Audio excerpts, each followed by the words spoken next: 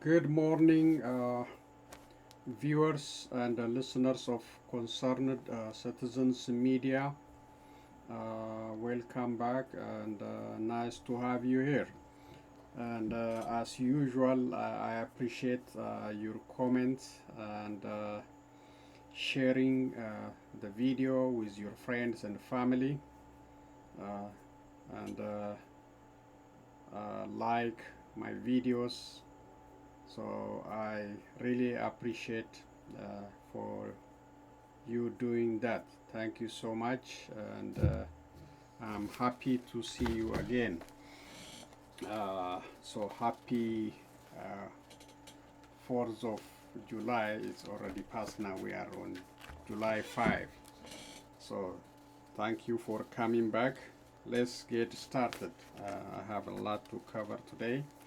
The first one is Abiy Ahmed criminal conduct against journalists, and I have updates on the crisis in the Tigray region, UN Security Council meeting, open meeting, and Ethiopian ambassador respond to journalists, plus other news. Let's get started. Ethiopian journalist Abebe Bayu abducted and assaulted by unidentified men. Ethiopian authorities must thoroughly investigate the recent attack on journalist Abebe Bayu, hold those responsible to account, and ensure that all members of the press can work without fear, the Committee to Protect Journalists said.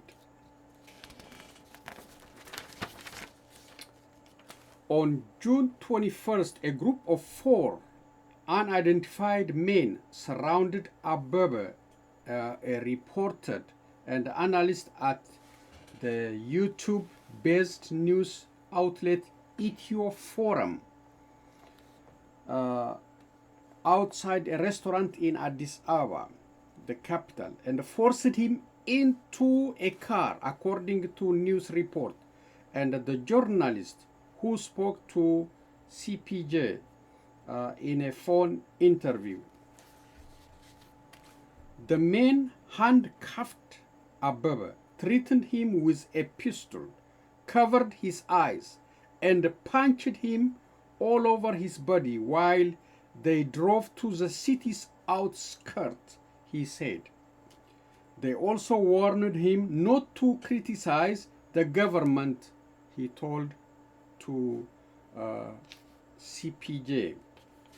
CPJ is, I think, is what they say, Committee to Protect Journalists. So this is an organization defending or protecting journalists to report freely without fear.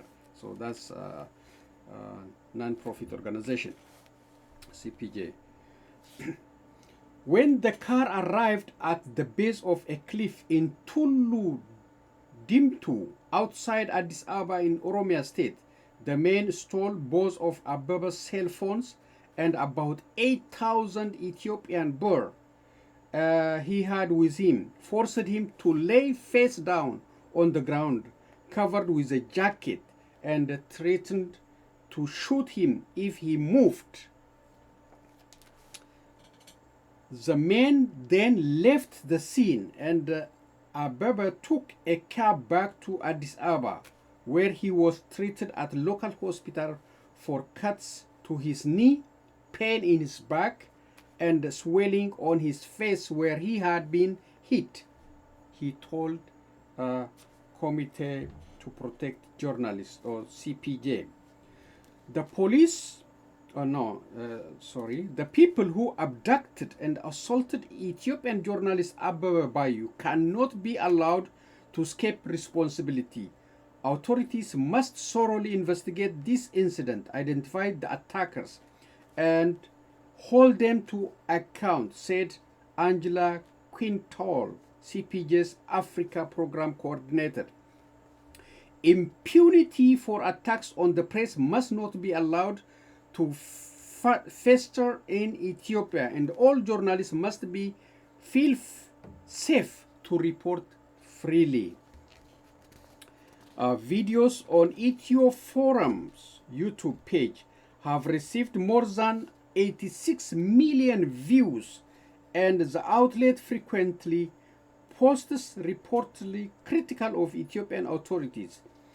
Its recent coverage includes a report on the country's election that was critical of federal authorities' detention of opposition candidates, commentary comparing the ongoing conflict in the Tigray region to 1990s Yugoslavia, and a report questioning whether NATO could intervene in Ethiopia. Abebe told CPJ that he didn't know what specific coverage promoted the attack.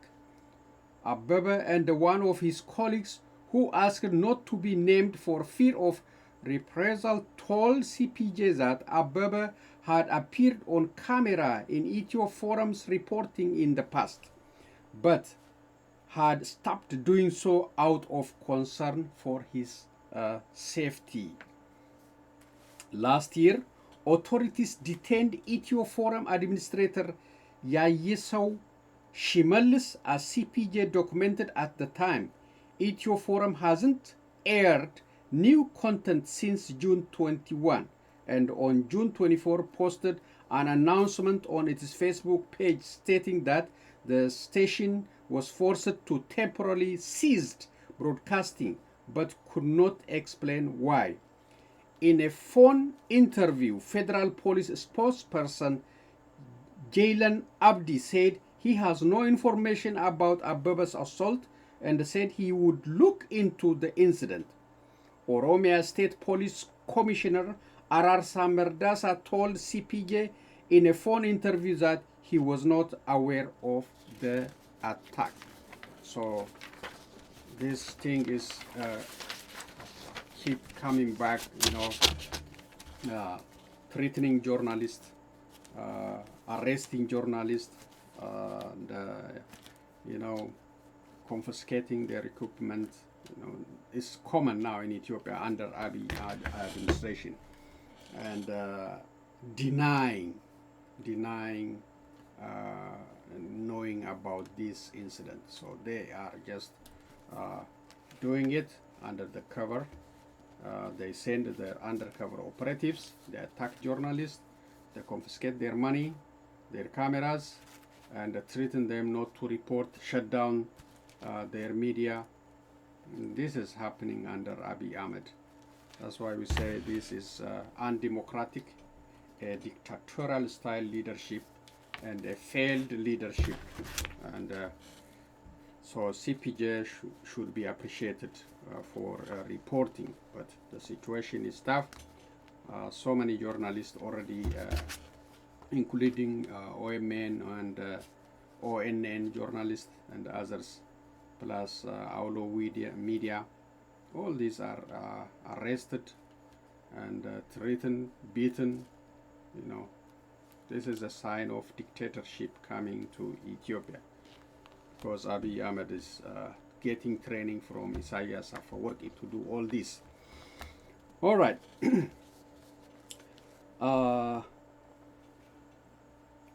This is an update on the Tigray situation. The United Nations Security Council had an open meeting on the situation in Tigray, Ethiopia, for the first time. They never had open meeting on the Tigray issue. So this is the first time they have open meeting. The Security Council had met at least 6 times in a closed session on Tigray crisis since the conflict erupted between Ethiopia's central government and the TPLF. But no credible decision was made due to the division among the member states. China, Russia, India, Kenya, and others opposing, especially the United States' tough stand on Abiy Ahmed administration.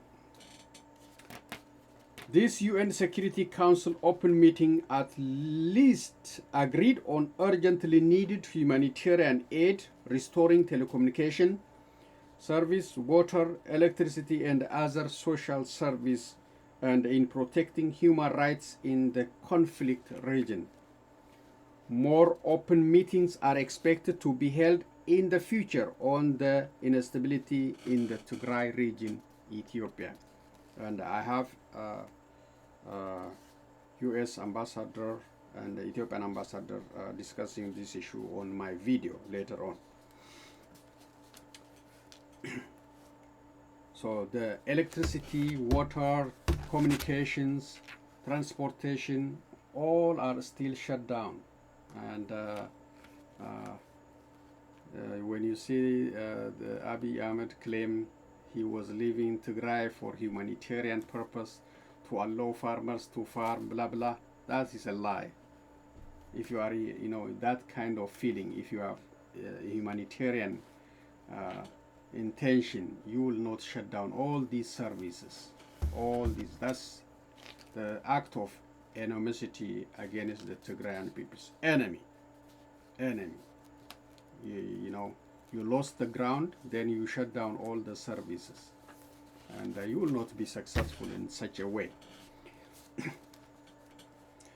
Dr. Merara Gudina, Oromo Federalist Congress head, and Oromo Liberation Front led by Mr. Dawit Ibsa declared the formation of the transitional government in Oromia region at least for the next 6 months. The Ethiopian government rejected this move and called it a joke on Ethiopians who voted in millions on Ethiopia's 6th general election, as they claim. So, Concerned Citizens Media comment, declaring the transitional government is meaningless without a means to enforce it. I repeat, declaring the transitional government is meaningless without a means to enforce it. Dr. Merara Gudina and OLF officials must get out of the cities and the towns and come back with a victory like Tigray Defense Force, and then declare transitional government in Oromia or Ethiopia. Other than that, Dr. Merara Gudina and OLF officials are exposing themselves and others to Abiy Ahmed merciless brutalities by declaring the transitional government. So you can say it, but you have no way to enforce it. And you are exposing you and your supporters to further atrocities and brutalities by Abiy Ahmed controlled security structure. So that is meaningless. That's the belief of Concerned Citizens Media. You have to have a means to enforce it. But if you don't have the means, declaring transitional government, maybe, I don't know if it makes sense in political sense or to put pressure on the government, maybe. But its effectiveness needs something to enforce it. If you don't have that, that's meaningless. Ethiopia's Deputy Prime Minister indicates a desire to negotiate and resolve the Tigray region's crisis if TPLF leaders stop its anti-government conduct and agree to settle the matter through peaceful means and endorse the ceasefire Ethiopia unilaterally declared. So far, TPLF indicated to continue its fight as long as the Tigray areas occupied by Amara militia under the pretext of law and order operations in the Tigray region remains in the hands of the Amara administration. TPLF presented several preconditions, including the complete restoration of telecommunication, water, electric, transportation, banking, and other social services in Tigray region before the start of any negotiation with the Abiy Ahmed administration. TPLF also demanded the central government release the region's budget, allow independent investigation for all atrocity committed against the region's population for the last 8 months, and must also agree not to involve in the region's security and administrative matters. So these are all the preconditions presented by TDF or TPLF for the invitation from the central government to settle the issue peacefully. So they have to fulfill these demands before the start of any negotiation. That's the TPLF stand or TDF stand. In the meantime, Prime Minister Abiy Ahmed suggested about the sharing of power with opposition political leaders in his upcoming administration. The Prime Minister said that if his party declared the winner in just completed six general election, his government will have leaders from opposition parties. He said that together combined force can move Ethiopia forward in unity and prosperity. He didn't say how many opposition leaders will be invited and in which senior positions in the government. On the other hand, Ethiopian authorities blamed TPLF fighters for the destruction of Tekeze Bridge, which connects Tigray with the Amara region.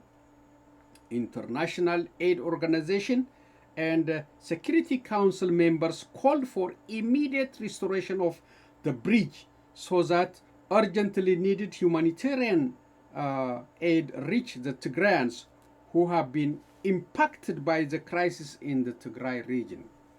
Some suggested the Amara Special Forces might destroy this bridge to stop the advance of TDF fighters into the Amara region. No independent report on who destroyed this essential bridge connecting Amara and the Tigray region, the Tekeze bridge. So it's very essential, very important bridge, and the UN Security Council called on the authority, to restore this bridge so that the humanitarian aid reach the very impacted residents in Tigray.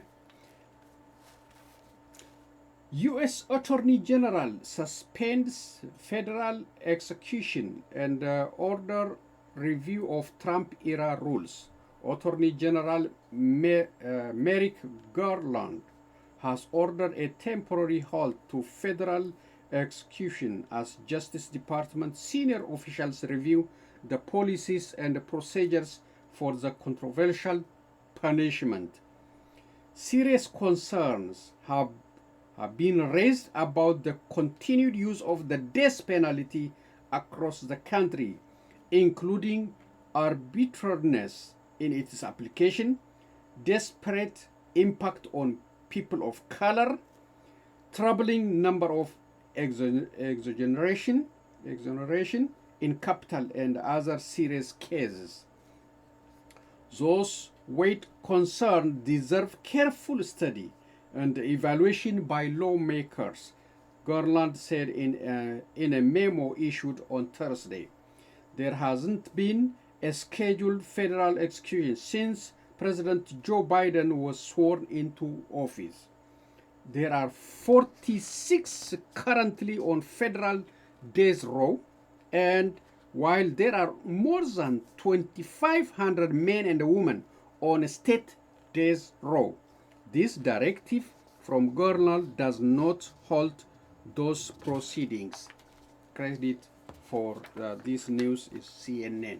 So Joe Biden, so he don't want the death penalty to continue, so he is putting on hold on it to review Trump-era policies, and so we'll see that Unfortunately, those 46 on a federal and 25 on state level, days wrong, will not benefit from this temporary hold.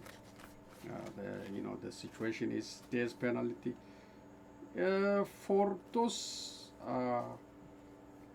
serious crimes, and how they did to those individuals. Sometimes they deserve to die. But be careful. It happened before. People are executed for the crimes they didn't commit. That's very bad. So the authorities, lawyers, judges, they must be careful not to execute somebody for the crime that, he or she didn't do. And also, it happened before. Some people are convicted and put in jail for half of their life, 20 years or more, for the crimes they didn't commit. So when you see these things, you question, the system. You question the system, and these are very serious mistakes. Executing somebody, putting somebody for the crime they didn't do for a long time in jail. These must be seriously studied. So, okay, the United States take further action against the Burmese military regime. This is good for freedom fighters in Burma. Those protesters, So the United States is now sanctioning and targeting some companies.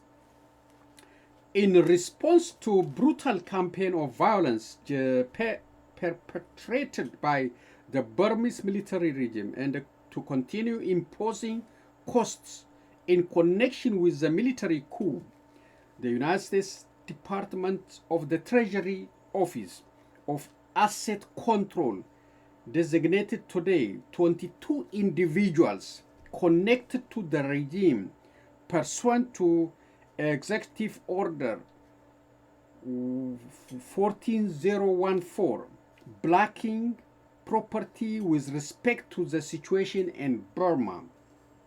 This includes 3 additional state administration council members and 4 military appointed cabinet members, as well as 15 adult children or spouses of previously designated Burmese military officials whose financial network have contributed to military officials' ill-gotten gains. In addition, the United States Department of Commerce is adding Wanbo Mining Ltd, 2 of its subsidiaries, and King Royal Technologies to its entity list. These entities provide revenue and or other support to the Burmese military, and Wanbo Mining and its subsidiaries have long been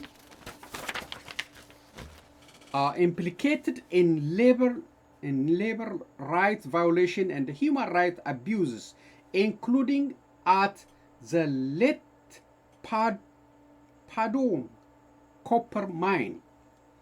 Today's measure further demonstrates that we will continue to take additional action against and impose costs on the military and its leaders until they reverse course and provide for a return to democracy. The United States is committed to promoting accountability for the Burmese military, the SAC, and all those who have provided support for the military coup. The United States will continue to urge the Burmese military to fully cooperate in expeditious implementation of the Asian 5-point consensus and immediately restore Burma's path to democracy.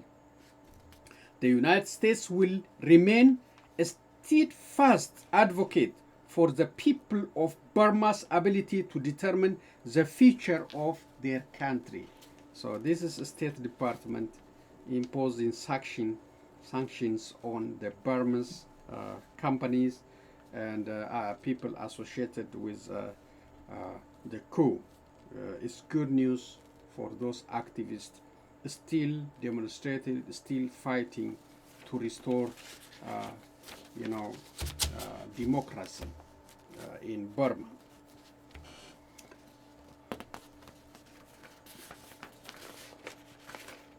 Okay, I got two more.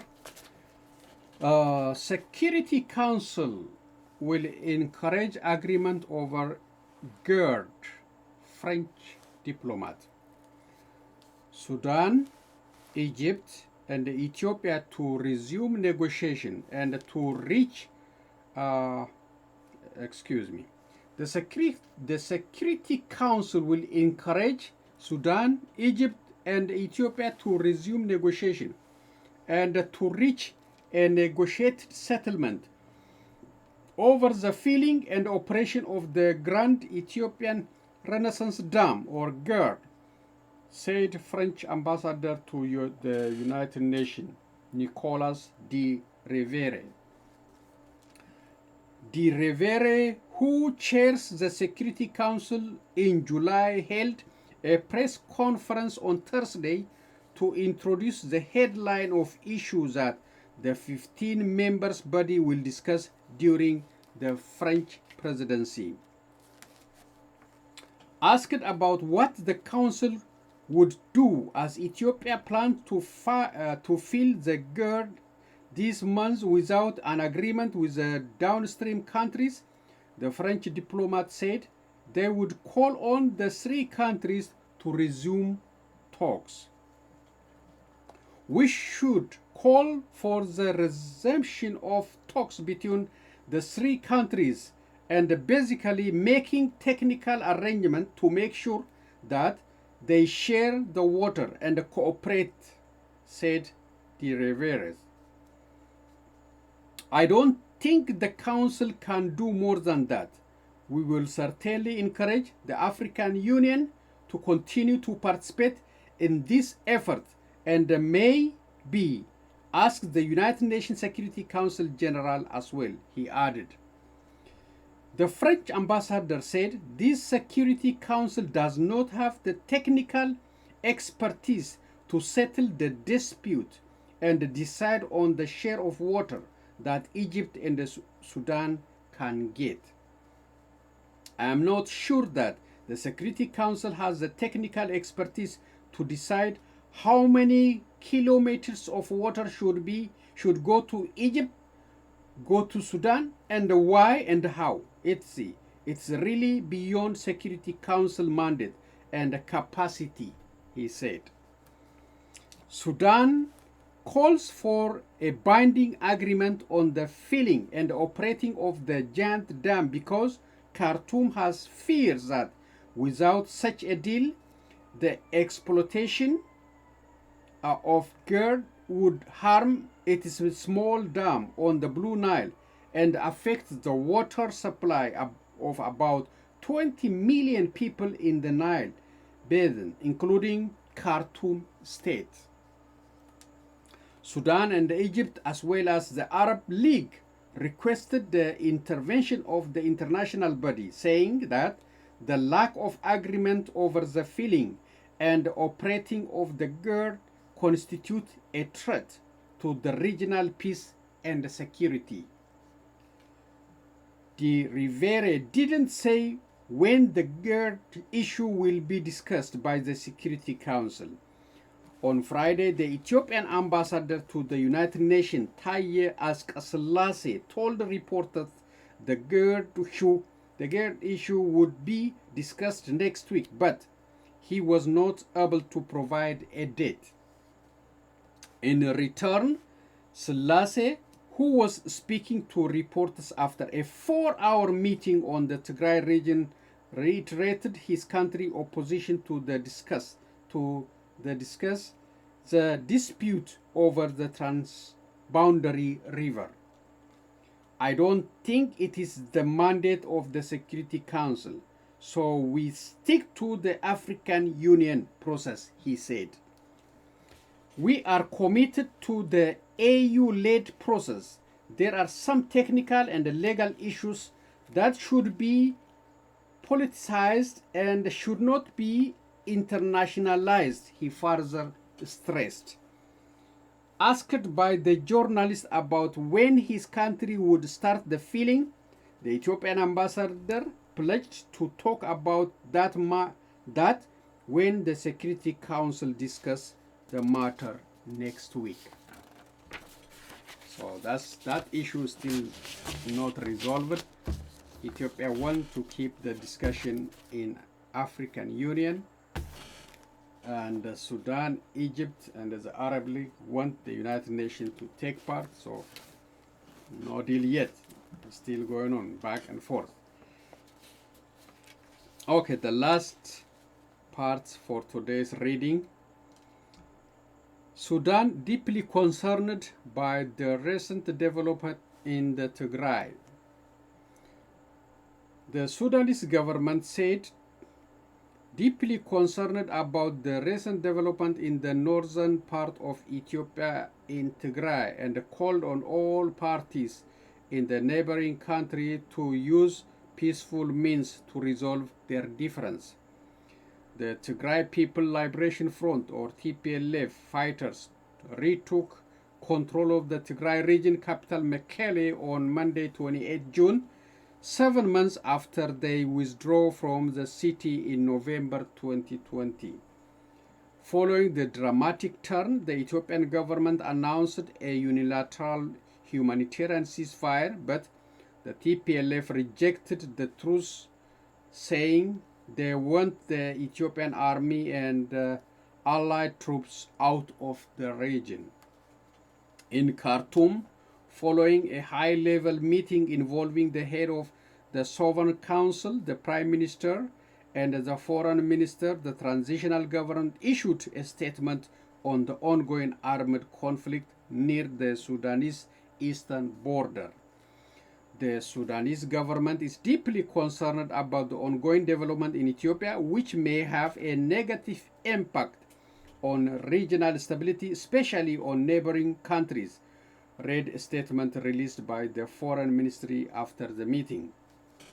The Sudanese government vowed to work with the Ethiopian parties to settle the conflict and enhance Ethiopia's unity. Khartoum further said it would work with the regional and international community to achieve peace in the neighboring country. The Sudanese government calls upon all parties in neighboring Ethiopia to stop fighting, join the negotiating table, and to facilitate humanitarian access to all the needy population. Stressed the statement. The conflict in Tigray, Ethiopia, has driven over 60,000 refugees into impoverished eastern Sudan. The United Nations agencies and aid groups struggle to evacuate them from the border and provide them with shelter. The United Nations Security Council on Friday called on the TPLF to cease hostilities after the unilateral ceasefire announced on 28th June by the federal government.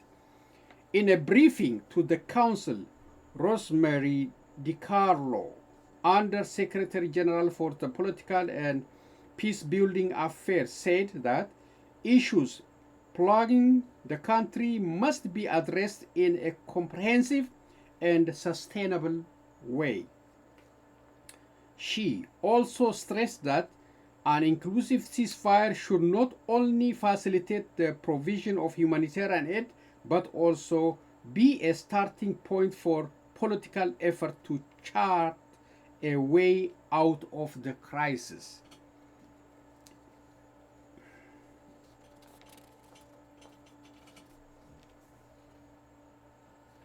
Okay, that's Hamdok reacted, the Prime Minister. Before the meeting, the Prime Minister Abdullah Hamdok issued a statement to voice his support to the call for a ceasefire in Tigray by the Security Council.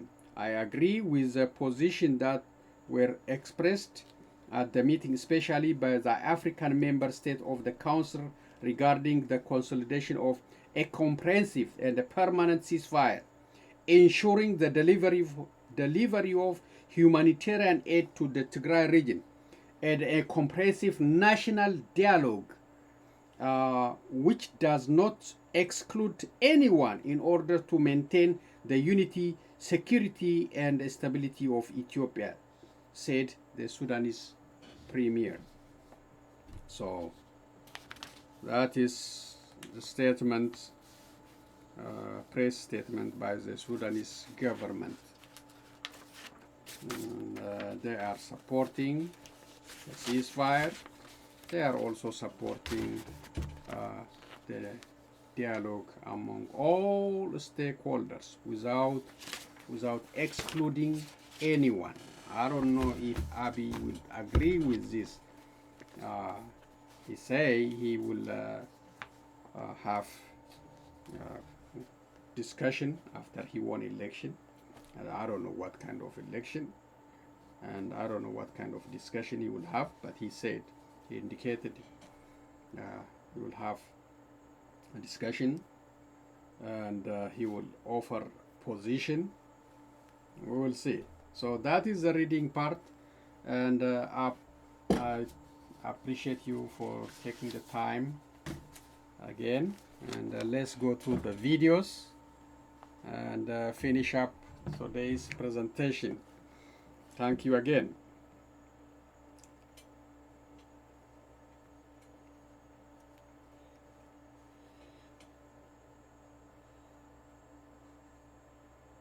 So I will start with a very short video. Let's see. And it's very short video clip shared on social media, and but the message is very strong for Oromos. Okay, let's listen to it.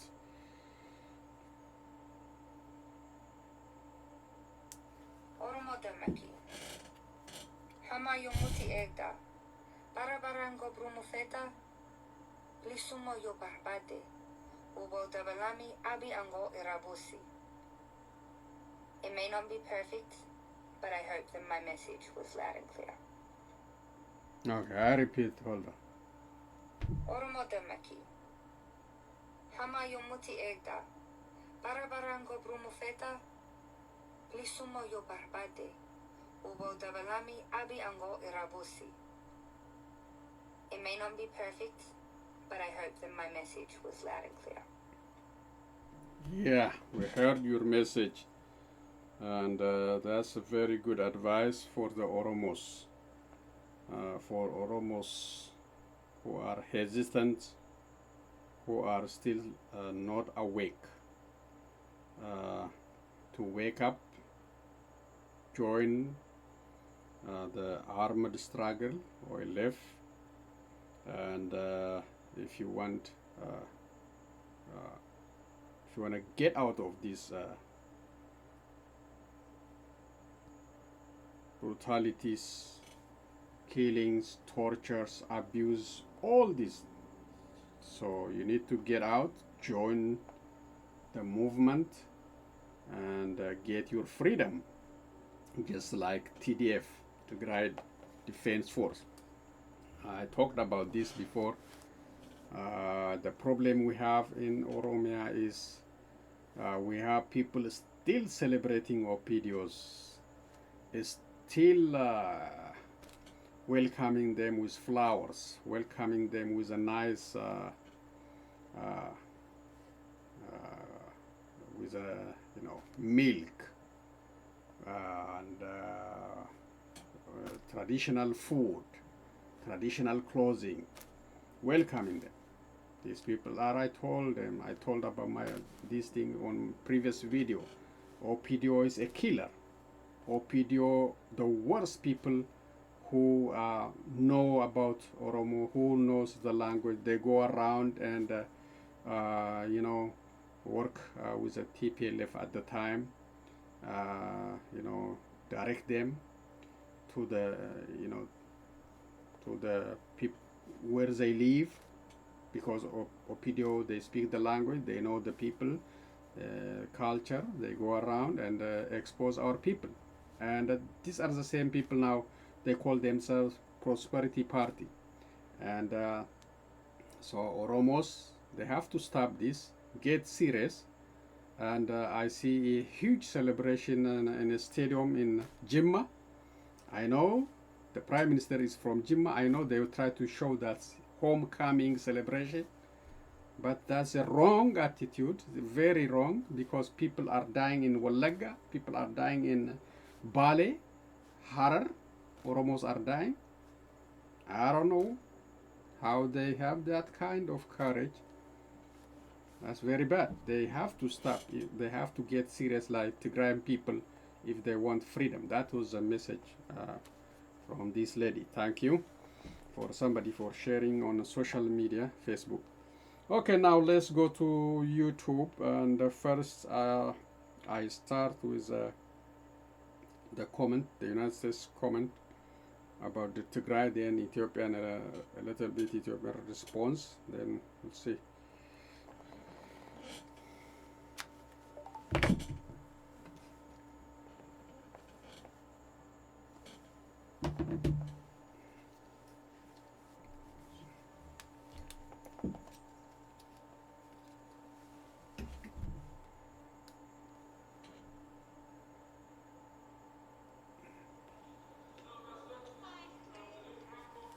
There we go.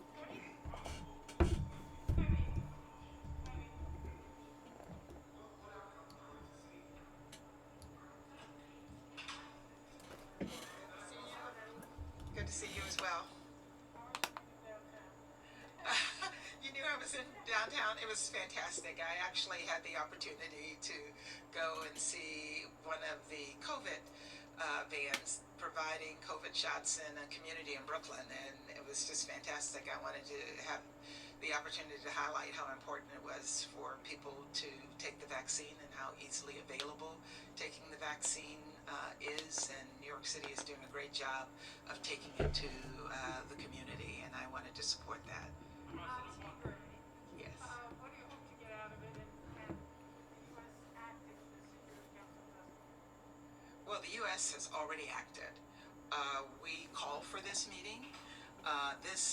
We've had 6 closed-door meetings, and the situation in Tigray has not significantly improved.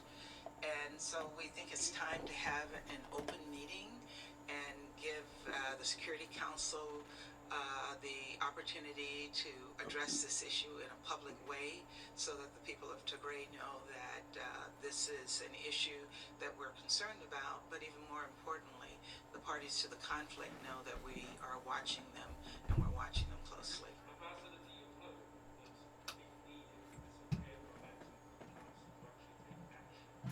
I think it is action that we're taking finally, that we're able to have this open meeting, and hopefully it will lead to further action by the council if the situation there does not improve.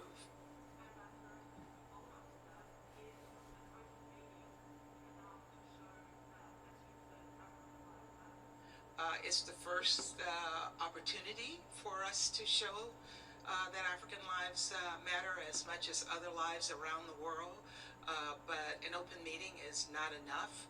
What we need to see is action on the ground. We need to see a ceasefire that is permanent, that all of the parties agree to.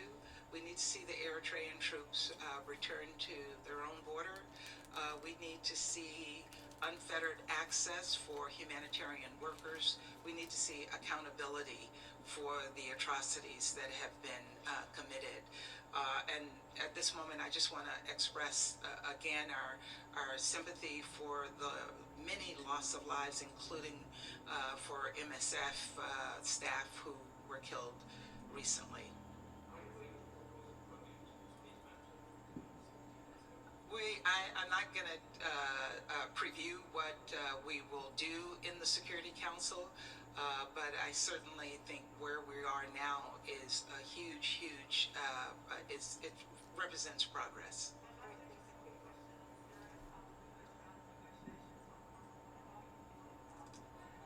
The negotiations are continuing. We have worked closely with the pinholders and with all of our colleagues to share our strong views of the importance of keeping this border open and opening one or two of the borders previously closed. And we're going to continue to negotiate until we come to a conclusion that is acceptable. Thank you. Okay, that's the United Nations U.S. ambassador in United Nations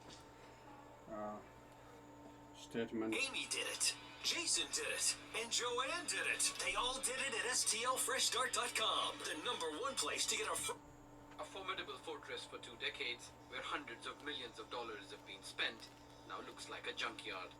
This is Bagram, a military airbase in Parwan province, It's okay, that will which has come been a lifeline at for the end. US So and coalition troops in Afghanistan. Early on Friday, all remaining foreign troops left the facility for the first time since the 2001 invasion.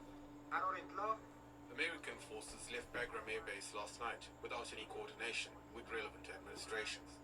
This has not been officially reported to us, but from the ground we get this information from the situation in the area, as several looters, opportunists, and others stormed Bagram Airfield. As part of last year's deal between the US and the Taliban, all foreign forces are to leave Afghanistan.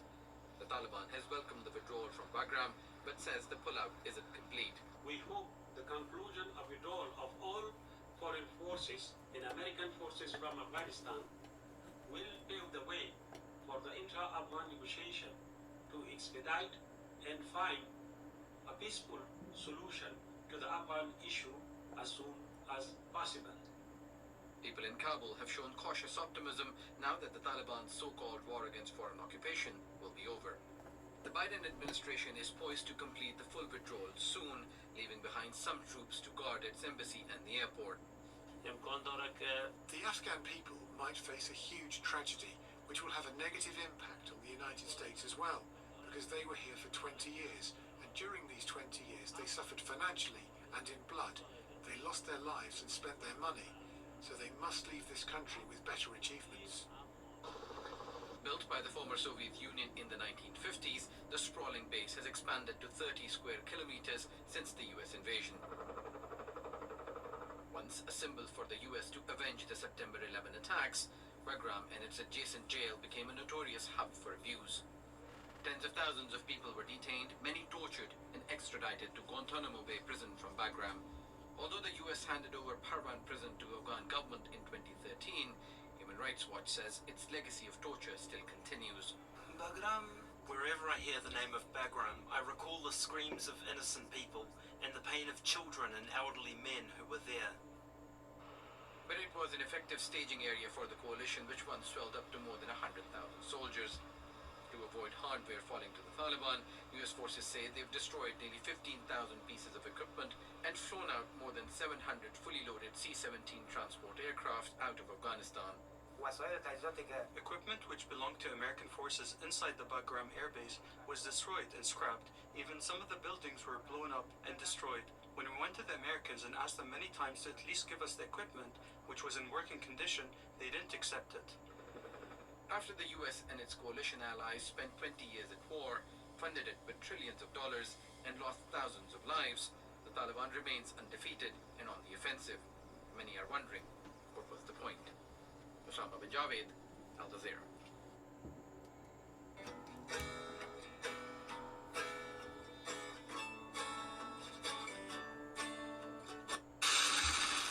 Okay, so that's about US leaving Afghanistan after 20 years, since 2001, and they couldn't stabilize it. They tried, and Taliban became stronger. Suicide every other day, every day suicide. They couldn't. NATO, the United States, and the others, they couldn't follow. Because the issue is not only the Afghanistan, the issue is also Pakistan. So many things. Now they gave up after spending too much money, after life lost, injuries, so many things. It's just like the Russians also tried. They left. They couldn't stay in Afghanistan. So that's a tough one. This war is declared by Bush, the second Bush in 2001 after 9/11. So that was the issue. So that is a challenge for the United States.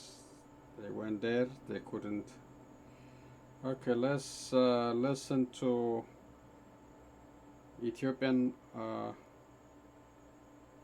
press briefing, Ethiopia side, just a little bit.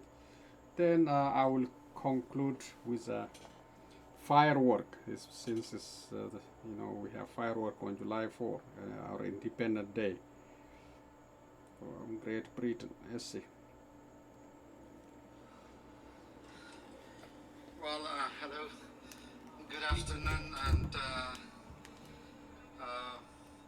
we had a very frank and open discussion at the council. It was not our preference to have an open meeting or open briefing. They want a closed session. That's what he's saying. Constitutes an They internal want to domestic matter. hide But from the I public. just want to underline that my country, Ethiopia, is undergoing a significant transformation that indeed requires delicate and context-driven handling of complex domestic challenges. We are discussing about a country of 110 million people with over 80 nations and nationalities or ethnic groups. There's always a delicate balance. So we ask the council to be considerate of this political dynamics that, if not properly handled, will push us to the deep river and to the abyss of point of no return. So we also highlight in our meeting that the government Ethiopia has successfully conducted national election in which millions of Ethiopians voted for peace and stability. We're quite stunned and surprised that millions came out and casted their vote. The task of the next government, once formed, is to ensure Keep lying. We're gonna listen to lies to see the liar side. As you heard on June 28th, the government Half of the country never participated in this election. He knows that, but he is lying to the global people, global community. and pave the way for an inclusive dialogue of all Ethiopians. We also urge members of the council to understand the magnitude of the challenge we face and also recognize the bold and difficult decision we took to seize the law enforcement operation. We remain ready and committed to work with all partners to scale up humanitarian assistance, ensure accountability for alleged crimes, and enable the people of Tigray to partake in the agricultural planting season. Go ahead, James. Claim. That's a lying claim. Ambassador, good to see you again. I'm afraid you're probably not going to like my question. You're a long-serving diplomat, very respected. You were on the Security Council just 3 years ago.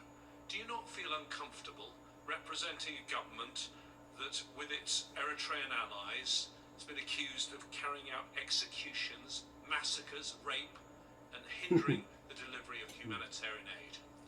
Well, James, I completely disagree with the way the question is constructed. Because my government responded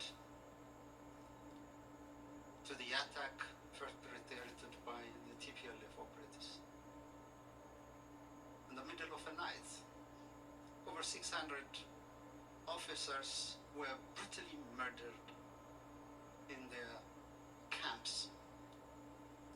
Would there be any world government that would allow to let it go such kind of atrocities? So that indeed started the whole conflict.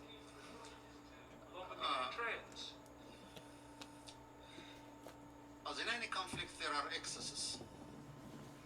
It's not only, in the engagement, of course, there were crimes committed by different armed groups. Those who are responsible for committing crimes, or the government time and again ascertain, will be made responsible. There won't be any impunity whatsoever. So we are fully engaged. An investigation has to be taken. Yes, indeed, I have been serving here at the United Nations for many years. I have heard all the dooms and glooms of poor nations being brought here at the council and abashed for what they did and for what they didn't do or thought about it. But as a responsible nation state, as an older country in the world, I tell you, we have the full responsibility and accountability for whatever happened in Tigray. Thank you, Mr. Ambassador. The Undersecretary General for Political Affairs, Rosemary DiCarlo, warned today of the possibility of more conflict in Western Tigray, which is still occupied by forces from neighboring Amhara, which were fighting alongside your army. What can you do to ensure that the Amhara forces return to Amhara and leave Western Tigray?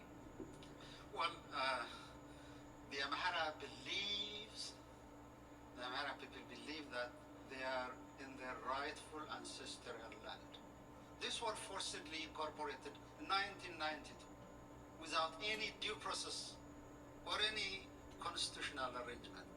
I came from that part of the country, from my mother's side. A community that speaks fluent Amharic and fluent Tigrayan. I thought back then this would be a small chromosomes of the Ethiopian society that believes in diversity, that can speak many languages, and yet live peacefully together. This was so. There is a process that is going on right now. There is no any intention to take over land, but the government has an institution that has been put in place. This is called Regional Border Commission. So it is going to be, the case will be submitted to that board, and then of course a decision will be made. That could be probably after the new government is in place. Does that mean that the Ethiopian government supports the Amhara forces remaining in Western Tigray until that commission makes a decision? Well, I think that is in fact a matter of fact. Ambassador, it's Pamela Falk from CBS News. Are you at all horrified by the kinds of attacks that have taken place? You mentioned the Army barracks attack that began this crisis. That's military to military. We're talking about mass rape, we're talking about young boys being recruited, and we're talking about forced famine. What is your reaction to the crimes that have occurred? Well, whoever committed a crime should be accountable. From the Ethiopian government side, from the rebels, and as I said earlier, there should not be impunity at all, because we are taught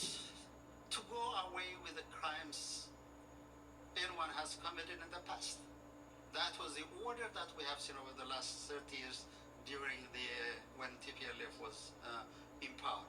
So there is a determination and a commitment from the government that everybody has to be accountable. We have seen some horrendous crimes. I'm not going to here and just simply evade those questions, because he's lying. There is no accountability in Ethiopia. So many people killed. Engineer Simon, the military general, nobody is accounted. You know, so many killing in Oromia. Nobody accounted for, so he's lying. No accountability, no law and order in Ethiopia. We heard from the UN today that the number of people in famine has risen now from 350,000 to 400,000. Could we get your response to that, given that the government disputed the previous figures of 350,000? And the US ambassador said that if there's a denial, she sort of insinuated that if some of these accusations that have been made about the destruction of the bridge, the looting of aid agencies, that is not a humanitarian ceasefire, it would be more of a siege. And if you could respond to that. Well, that's honestly, that's unhelpful, because there's a commitment from the government, and particularly the leadership. They make that decision at the heavy political risks, because the determination was to save lives in Tigray and the vicinity of the Amara state as well. So calling it, creating a siege is really is completely unacceptable, because it undercuts and undermines the efforts, particularly the peace-loving people have indeed worked for that for quite a number of months. So not recognizing that border move kind of insinuates that we are not in the same chapter, in the same line. So that's indeed, I heard it clear and loud, but through our bilateral engagement, we're going to explain that the purpose is not to make a siege, it is to save lives. The issue was that there wasn't any access. We said this has to be a series of law enforcement operation, believing that that will create an opportunity so that humanitarian assistance can easily flow unimpeded to the most needy people. Does the Ethiopian government agree that some 400,000 people are currently suffering from famine? Well, unless and otherwise we reach, there is an Ethiopian saying, maybe if a farmer miss one rainy season month, usually it's June, he or she will not recover through 7 consecutive Junes or rainy seasons. When they miss, it will be very difficult. So the decision That's a lie. We don't want our That's a farmers lie. to You didn't. miss this. Your government didn't come out for that purpose. You guys are defeated militarily. So the decision was, it's not about the numbers. You don't want to admit you're lying to the people. Program, Save the Children, UNICEF, and a number of others. You are not very nice to the farmers or considerate for the farmers. Even nutritious foods to the people on the ground. So we have to move fast, and our disaster coordination commission is right on the ground. But unfortunately, the TPLF people, it is reported that they have started even assassinating some of the aid workers whom they believe that they are working they have been working in close collaboration with the Ethiopian government or with the interim administration of Tigray. In the council, they were mentioning about electricity and also telecommunication lines.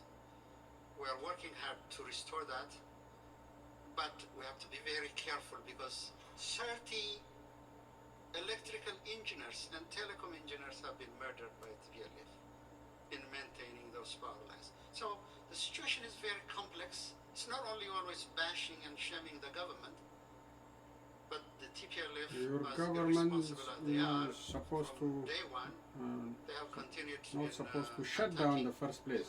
people, You guys got uh, defeated, run on the away, field, turn off trying to everything day and to night, hurt the people. give services to our people. Thank you very much. Just I one last appreciate it. question. It seems the council will discuss the dam issue with Egypt and Sudan. So are you still planning to start filling the dam this month? What's your message to Sudan and Egypt on this issue? And where is diplomacy now? How can you describe the diplomatic track? Yes, there's a AU African Union led process still alive and working. Ethiopia puts, and including of course Egypt and Sudan, put our trust on that process, and we don't believe any transboundary resource should be seen at the council. We don't think this is purview of the council and mandate of the council. It's completely from the mandate of the council.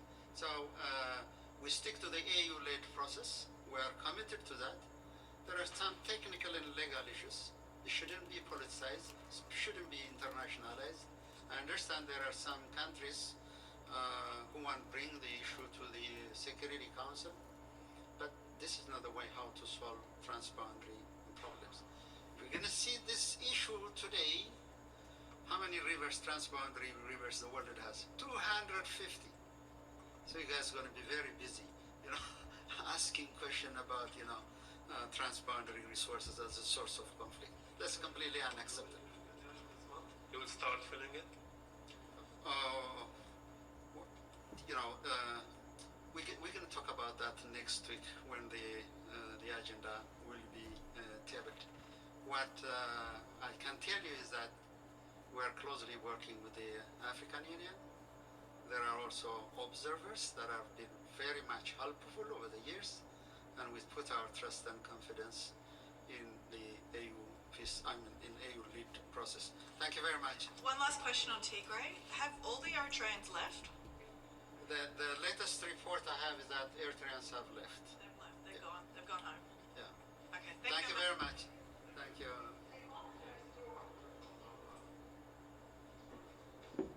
Okay, that's the Ethiopian side. So some lies, some facts, and as they claim. Okay, let's see the last video for today and finish the presentation. So the last one is about firework, July 4. Just I will show you a little bit, then finish up. Okay. I'm Eric Perkins of the Perkins Builder Brothers, and I use Next Insurance because it's specifically tailored to my two small businesses' needs. There we go.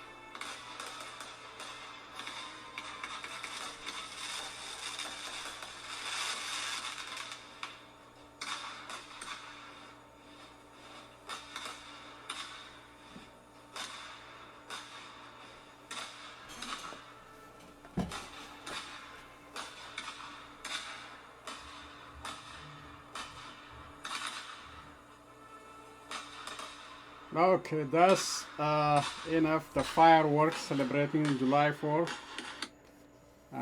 It's a long video. You don't need it, but that's enough. If you are more interested, you can see it on YouTube. I just put it in to remind you it's July 4, our Independence Day from Great Britain. So thank you again, and I appreciate you for taking the time. This is a long video. You can just move back and forth and listen whichever interests you. And so I want to repeat that about the transitional government declared by Dr. Marara Gudina on OLF. Yes, maybe to show your disappointment with the system you can declare, but if you don't have the means to enforce it, it's useless. You will expose yourself and your members and the supporters to brutalities. So it's better to use a different strategy like TDF. And as the lady in a very short video said, if you want to end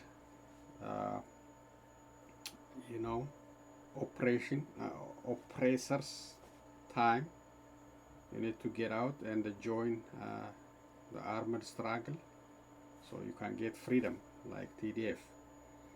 So don't sit home and argue against each other and be reluctant, criticize others, and or celebrating the Opidios, welcoming them with rosy flowers. That will not take you to freedom.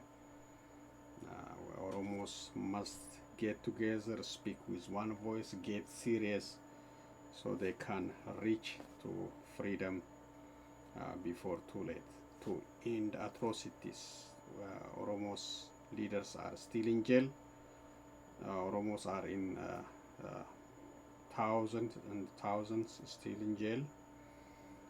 People are dying, people are tortured, war still going on in Oromia. So we are under a very serious tragedy under Abiy Ahmed. So we need unity, we need commitment, and we need to get up seriously and fight our freedom. And thank you everyone for joining me today. I appreciate you for taking the time and sharing my video, liking my video, commenting on my video. So thank you again. I will be back with other news and comments. And be safe. Happy 4th of July.